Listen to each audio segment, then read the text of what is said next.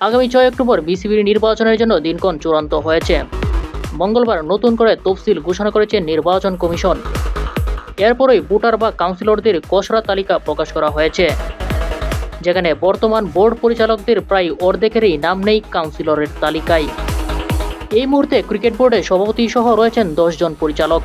তার মধ্যে আগামী নির্বাচনের জন্য কাউন্সিলর হয়েছেন 5 জন। ঢাকা বিভাগীয় ক্রীড়া সংস্থা থেকে কাউন্সিলর হয়েছেন বর্তমান সভাপতি আমিনুল ইসলাম বুলবুল।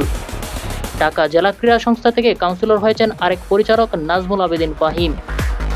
বোর্ড পরিচালক ফাহিম সিনহা কাউন্সিলর হয়েছেন ঢাকার প্রথম বিভাগের ক্লাব সূর্য তরুণ থেকে। অন্যদিকে আরেক পরিচালক সালাউদ্দিন চৌধুরী প্রথম বিভাগের ক্লাব কাকরাইল বয়েজ ক্লাব এবং তৃতীয় বিভাগের ক্লাব রেগুলার স্পোর্টিং ক্লাব থেকে কাউন্সিলরশিপ পেয়েছেন মঞ্জুর আলম। অন্যদিকে ভাইকিংস ক্লাব থেকে কাউন্সিলরশিপ পাওয়ার কথা থাকলেও শেষ পর্যন্ত পাননি বোর্ড পরিচালক ইফতেখার রহমান মিটু। আকরাম খান এবং মাহবুব আনাম যে এবার নির্বাচন করবেন না তা আগেই জানা গিয়েছিল। এছাড়া কাজী এনাম আহমেদ এবং সাইফুল আলম স্বপনের নামও দেখা যায়নি কাউন্সিলরদের তালিকায়।